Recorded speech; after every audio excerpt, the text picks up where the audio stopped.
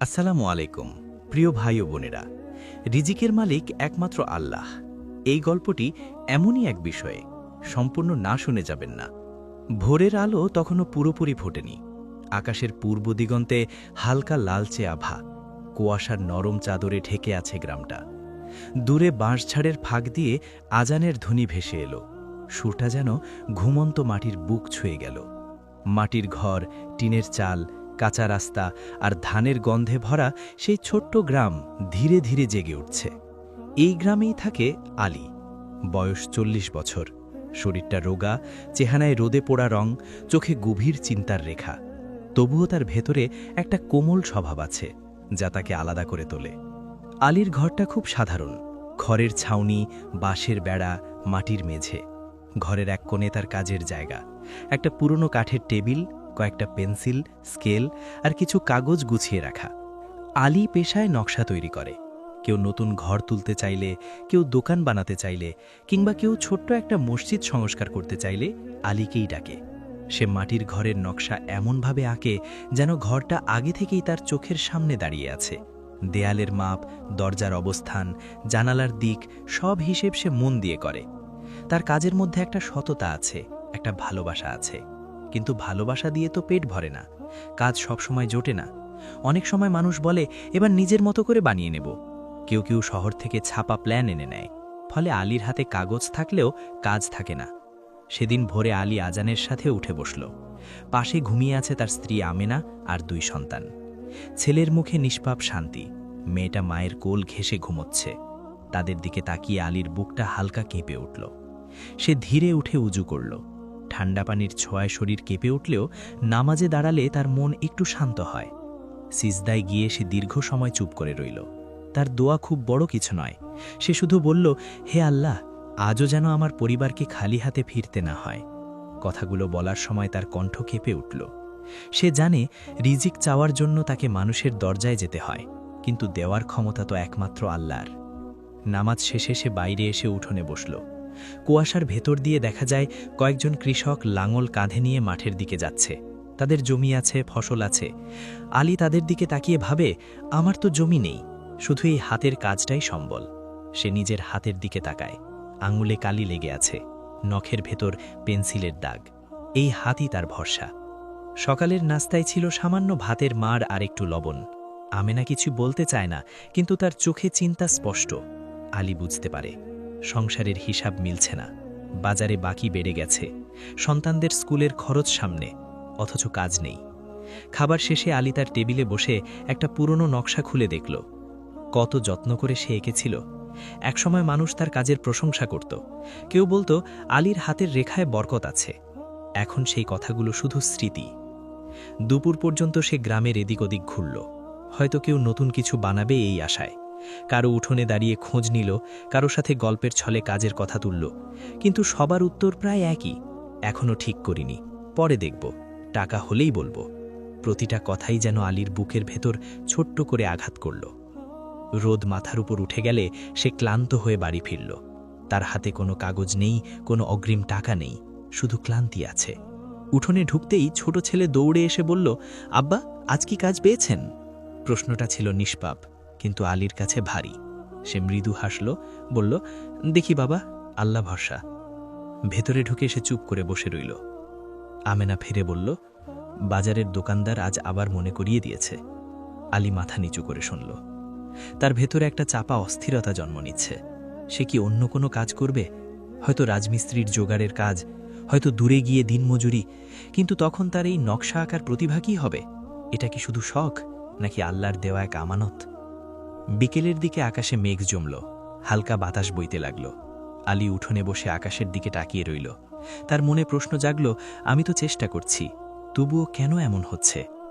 আবার মনই উত্তর দিল, রিজিকের মালিক তো আল্লাহ। তিনি চাইলে এক মুহূর্তে অবস্থা বদলে দিতে পারেন। রাতে সবাই ঘুমিয়ে পড়ার পর আলী একা বসে রইল। নিস্তব্ধতার মাঝে শুধু ঝিঝি পোকার শব্দ। তার ভেতরে এক অদ্ভুত লড়াই চলছে, অভাবের ভয় আর ঈমানের ভরসার লড়াই। সে অনুভব করল আসল পরীক্ষা টাকার নয়, বিশ্বাসের। সে কি সত্যিই বিশ্বাস করে যে রিজিক একমাত্র আল্লাহর হাতে, নাকি শুধু মুখে বলে? ধীরে ধীরে সে হাত তুলে দোয়া করল। তার চোখ দিয়ে পানি গড়িয়ে পড়ল। সে বলল, হে আল্লাহ, আমি দুর্বল হয়ে যাচ্ছি, আমাকে শক্তি করুন। আমি হারতে চাই না, আমি শুধু আপনার উপর ভরসা করতে চাই। রাতের আকাশ নীরব ছিল, কিন্তু সেই নীরবতার ভেতরেই যেন একটা অদৃশ্য আশ্বাস লুকিয়েছিল। আলী জানত না আগামী দিন কি হবে, কাজ মিলবে কিনা, সন্তানদের প্রয়োজন মিটবে কিনা, কিছুই জানা নেই। কিন্তু সে সিদ্ধান্ত নিল হতাশা তাকে গ্রাস করতে দেবে না, কারণ সে বিশ্বাস করতে শিখছে রিজিক মানুষের হাতে নয়, একমাত্র আল্লাহর হাতে। এই বিশ্বাসই তার আগামী দিনের যাত্রার শুরু। পরের দিন সকালটা যেন অন্যরকম নীরবতা নিয়ে শুরু হলো। ভোরের কুয়াশা আগের দিনের চেয়ে ঘন। আজানের ধ্বনি যখন ভেসে এলো, আলী আগের মতোই উঠে দাঁড়ালো, কিন্তু তার বুকের ভেতরে একটা ভার যেন জমাট বেঁধে আছে। রাতের দোয়ার পরেও মন পুরো শান্ত হয়নি। তবুও সে জানে দিন শুরু করতে হলে সিজদা দিয়েই শুরু করতে হবে। নামাজ শেষে সে একটু দীর্ঘ সময় মাটিতে বসে রইল। ঘরের ভেতর তার স্ত্রী আর সন্তানরা এখনও ঘুমিয়ে। সে তাদের দিকে তাকিয়ে মনে মনে হিসাব করল, বাজারের বাকি, স্কুলের বই, ঘরের চাল মেরামত, সব মিলিয়ে প্রয়োজন অনেক, অথচ হাতে কিছুই নেই। সকালে বের হওয়ার আগে আমেনা ধীরে বলল, শুনেছি পাশের পাড়ায় একজন নতুন ঘর তুলবে, হয়তো নকশার দরকার হতে পারে।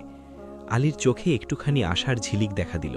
সে তাড়াতাড়ি তার পুরনো ব্যাগটা নিল, যার ভেতরে কয়েকটা কাগজ, স্কেল আর পেন্সিল রাখা।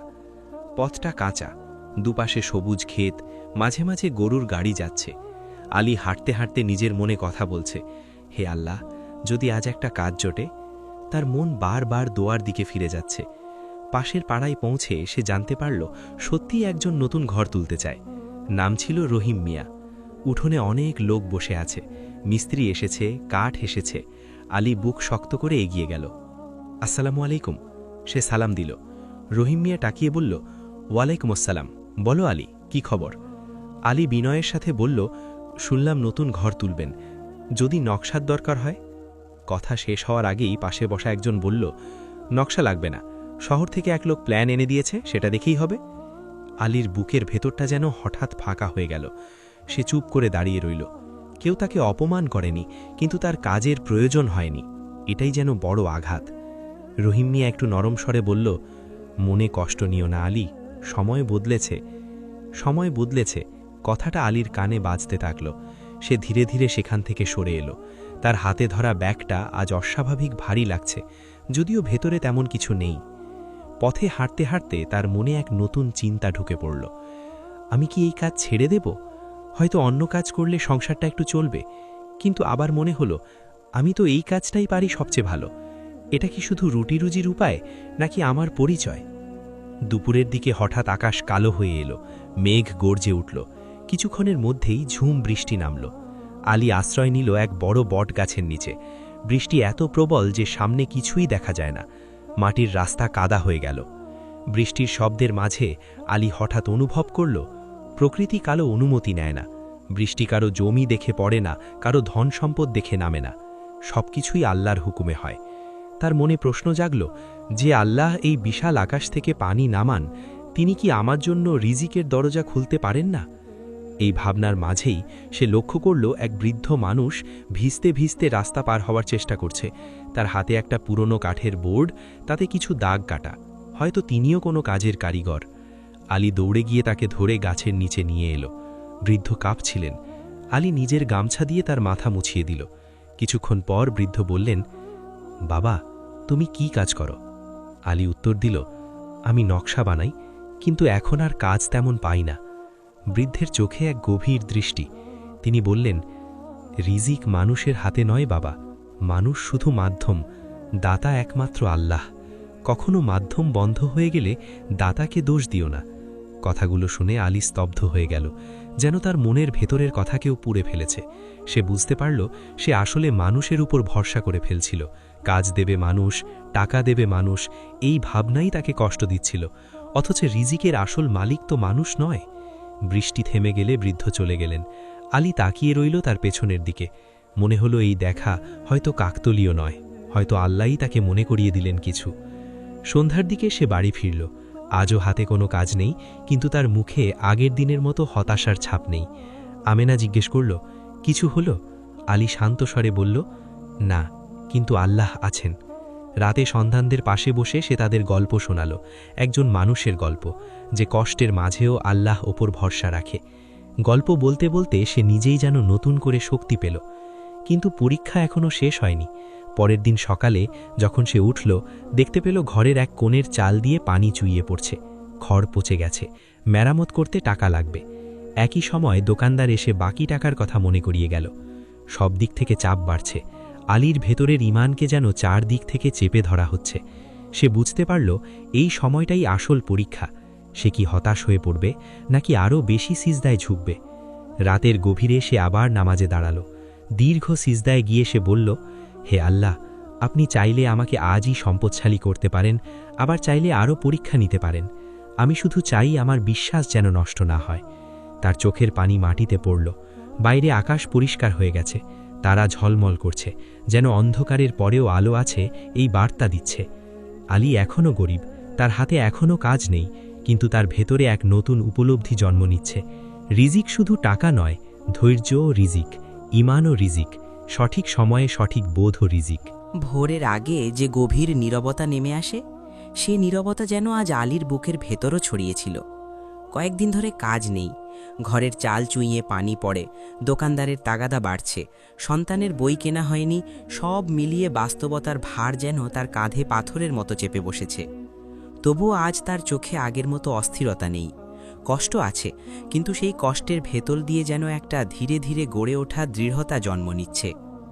ফজরের আজান ভেসে এলো। আলী উঠে দাঁড়ালো। অজু করতে করতে সে মনে মনে ভাবল, হে আল্লাহ, আপনি যদি আমাকে পরীক্ষা নেন, তবে শক্তিও আপনিই দিন। নামাজে দাঁড়িয়ে আজ সে আগের চেয়ে বেশি সময় কিরাত পড়ল। প্রতিটি আয়াত যেন তার হৃদয়ে আলাদা করে আঘাত করছিল। সিজদায় গিয়ে সে দীর্ঘ সময় নীরব রইল। কোনো বড় কথা নয়, শুধু একটা বাক্য বারবার, আমি আপনার ওপর ভরসা করি। নামাজ শেষে সে তার ছোট কাজের টেবিলের সামনে বসল, কাগজ বের করল। অনেক দিন পর সে নিজে থেকেই একটা নতুন নকশা আঁকা শুরু করল। কেউ তাকে বলেনি, কোনো অর্ডার নেই, তবুও সে আঁকছে। একটা ছোট্ট ঘর, সামনে খোলা বারান্দা, বাতাস ঢোকার জন্য দুই পাশে জানালা, আর পেছনে একটা আলাদা রান্নাঘর। সে মন দিয়ে হিসাব করছে, কোথায় খরচ কমবে, কিভাবে মজবুত হবে, কিভাবে কম টাকায় ভালো ঘর বানানো যায়। আঁকতে আঁকতে তার মনে হলো, যদি গরিব মানুষদের জন্য আলাদা নকশা করি, কম খরচে, সহজ উপায়। এই ভাবনাটা তার ভেতরে নতুন আলো জ্বালল। এতদিন সে অপেক্ষা করছিল কেউ এসে পড়বে, আলী একটা নকশা বানাও। আজ প্রথমবার সে নিজে ভাবছে, আমি কি দিতে পারি। সকালের দিকে পাশের বাড়ির এক লোক এলো। তার ঘরের এক অংশ ঝড়ে ভেঙে গেছে। লোকটা বলল, আলী ভাই, একটু দেখে যাবেন, কিভাবে মেরামত করলে ভালো হবে। কাজটা বড় কিছু নয়, টাকা খুব বেশি দেবে না, কিন্তু আলী দ্বিধা করল না। সে সঙ্গে সঙ্গে গেল, মাপ নিল, দেয়ালের দুর্বল অংশ দেখল, বলল কোথায় বাঁশ বসাতে হবে, কোথায় নতুন টিন লাগাতে হবে। লোকটা কৃতজ্ঞ চোখে তাকালো। ফিরে আসার সময় আলীর হাতে অল্প কিছু টাকা ধরিয়ে দিল সে। খুব সামান্য, কিন্তু আলীর কাছে সেটা অমূল্য মনে হলো। কারণ এই টাকাটা শুধু পারিশ্রমিক নয়, এটা যেন আল্লাহর পক্ষ থেকে এক ইশারা, আমি তোমাকে দেখছি। বাড়ি ফিরে সে টাকাটা আমেনার হাতে দিল। আমেনার চোখ ভিজে উঠল। এতদিন পর সে বাক্য শেষ করতে পারল না। আলী শান্তভাবে বলল, রিজিক কম বেশি হতে পারে, কিন্তু দাতা একজনই। সেদিন বিকেলে আলী আবার তার নতুন নকশার কাজে বসল।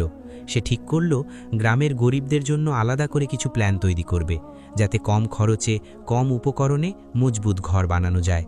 সে হিসাব কষল, কোথায় ইটের বদলে কাদামাটি ব্যবহার করা যায়, কোথায় বাঁশের ফ্রেম দিলে খরচ কমে।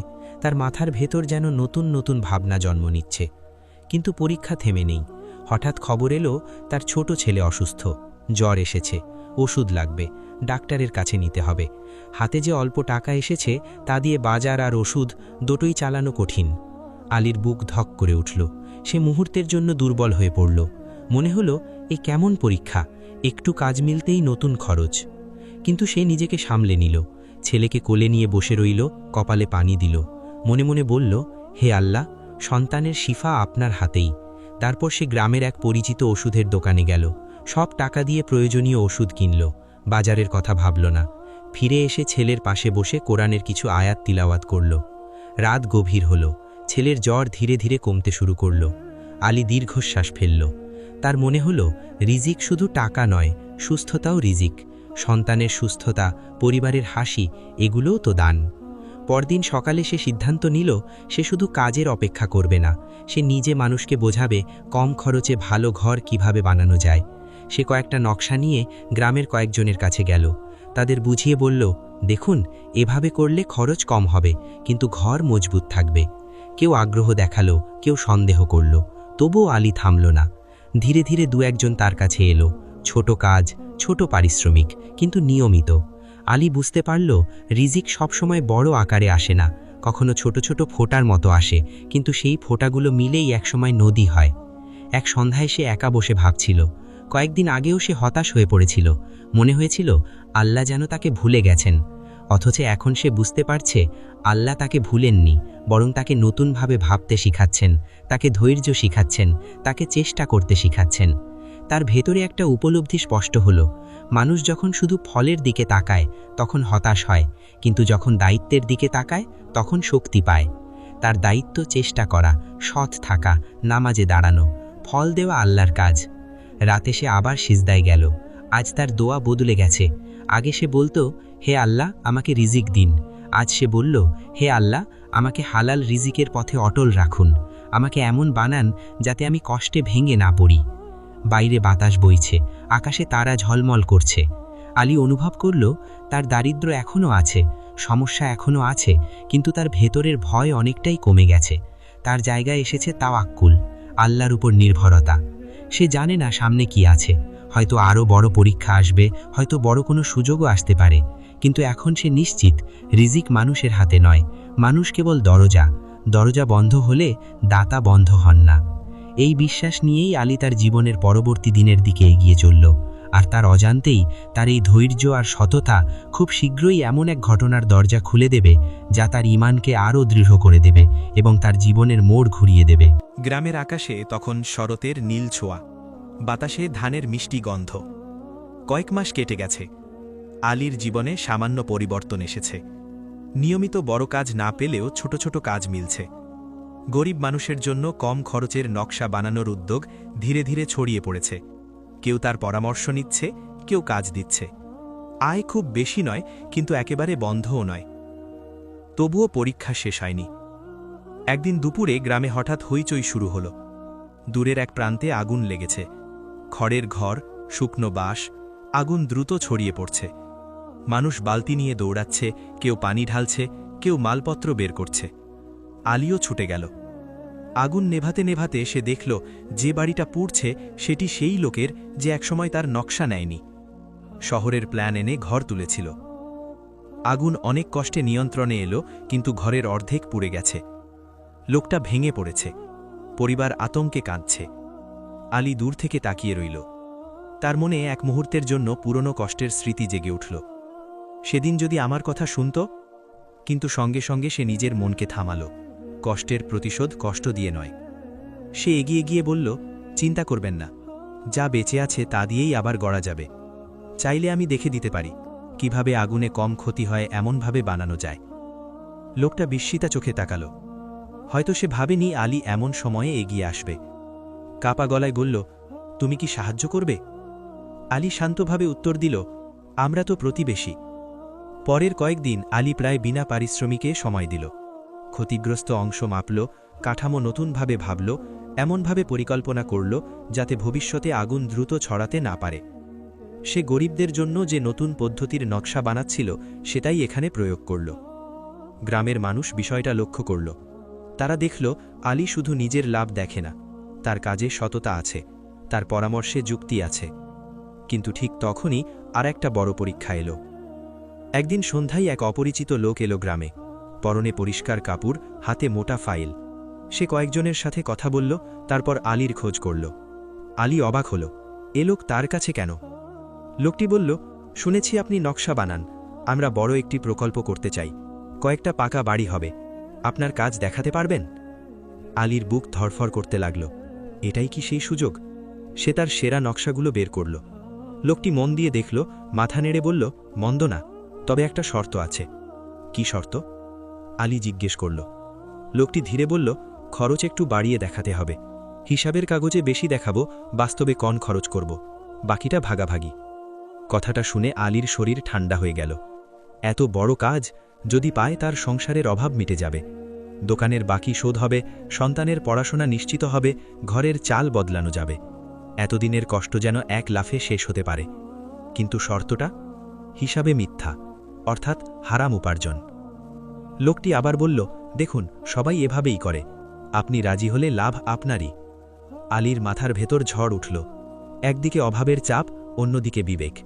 সে মনে মনে ভাবল, আমি তো শুধু নকশা বানাবো, টাকা হিসাবের ব্যাপার ওদের। কিন্তু সঙ্গে সঙ্গে তার অন্তর বলল, হারাম কাজে অংশ নিলে দায় থেকে মুক্তি নেই।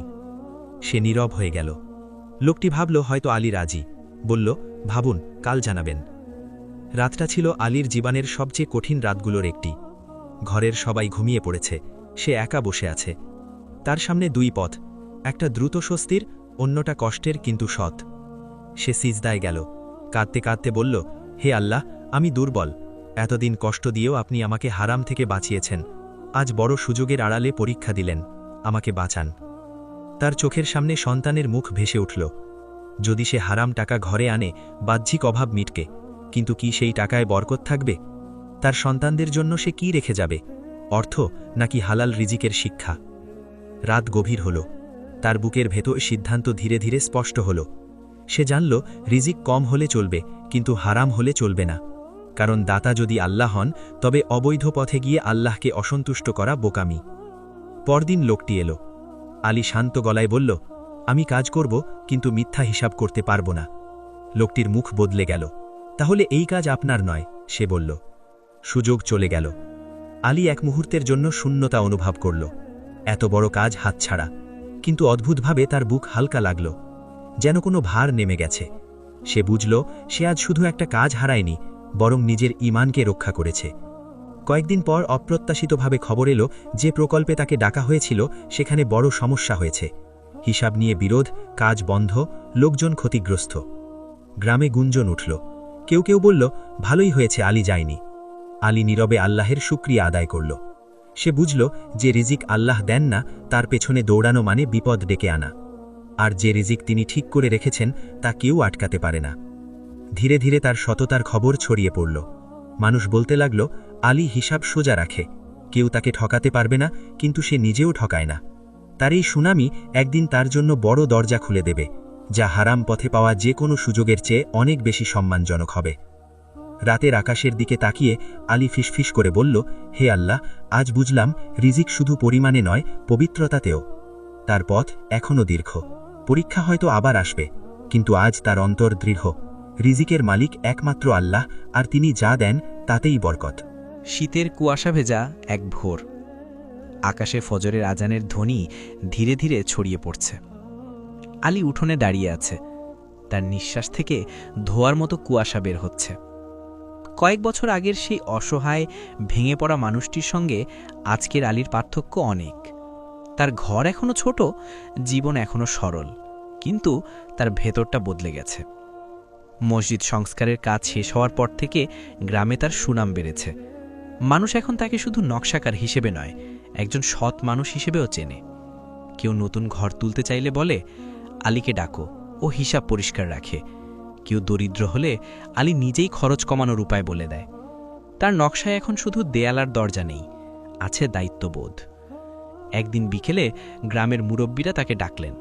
তারা চায় গ্রামের জন্য একটি ছোট কমিউনিটি ঘর হবে, যেখানে শিশুদের পড়ানো যাবে, শীতকালে মানুষ বসতে পারবে, প্রয়োজনে আশ্রয় নেওয়া যাবে। তারা বলল, আলী, আমরা বড় কিছু চাই না, কিন্তু টেকসই কিছু চাই। আলীর চোখে পানি চলে এলো। সে মনে করল সেই দিনগুলোর কথা, যখন কাজের জন্য মানুষের দরজায় দাঁড়িয়ে থাকতে হতো আর ফিরতে হতো খালি হাতে। আজ মানুষ নিজেরাই তার কাছে আসছে। সে মাথা নিচু করে বলল, আমি চেষ্টা করব, বাকিটা আল্লাহ ভরসা। সে নতুন করে পরিকল্পনা শুরু করল। দিন রাত হিসাব কষল, কিভাবে কম টাকায় মজবুত কাঠামো দাঁড় করানো যায়। সে আগের অভিজ্ঞতা কাজে লাগালো। আগুন থেকে সুরক্ষা, বৃষ্টির পানি বের হওয়ার ব্যবস্থা, বাতাস চলাচলের পথ। কাজ চলার সময় সে নিজেও শ্রম দিল, শুধু কাগজে নয়, মাঠেও। গ্রামের মানুষ অবাক হয়ে দেখল, আলী নিজের কাজকে ইবাদতের মতো করে নেয়। কেউ তাকে জিজ্ঞেস করল, তুমি এত কষ্ট করো কেন?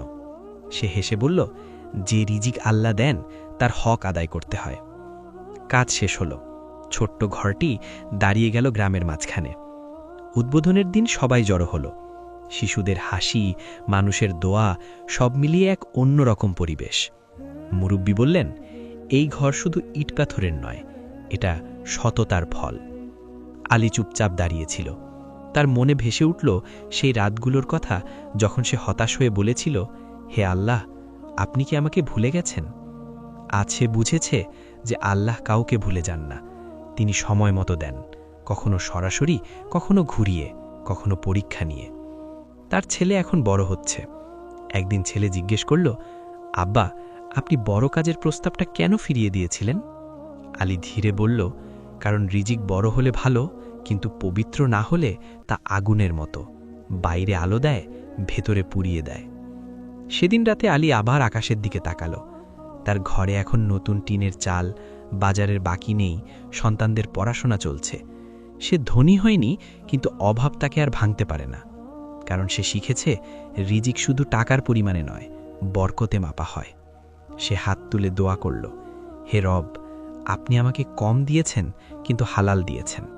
আপনি আমাকে দেরিতে দিয়েছেন, কিন্তু সম্মান দিয়ে দিয়েছেন। আপনি আমাকে কষ্ট দিয়েছেন, কিন্তু সেই কষ্টের ভেতর দিয়ে আপনাকে চিনতে শিখিয়েছেন। কুয়াশার ভেতর দিয়ে চাঁদের আলো পড়ছে। গ্রামের নীরবতায় আলীর অন্তর ভরে উঠল শান্তিতে। তার জীবনের সবচেয়ে বড় সম্পদ এখন তার ঈমান, এই বিশ্বাস যে মানুষের দরজা বন্ধ হতে পারে, কিন্তু আল্লাহর দরজা কখনো বন্ধ হয় না। আর এভাবেই আলীর গল্প প্রমাণ করে দেয়, রিজিকের মালিক একমাত্র আল্লাহ। আর ওপর ভরসা করলে হয়তো পথ কঠিন হয়, কিন্তু শেষটা হয় সম্মান আর শান্তিতে ভরা।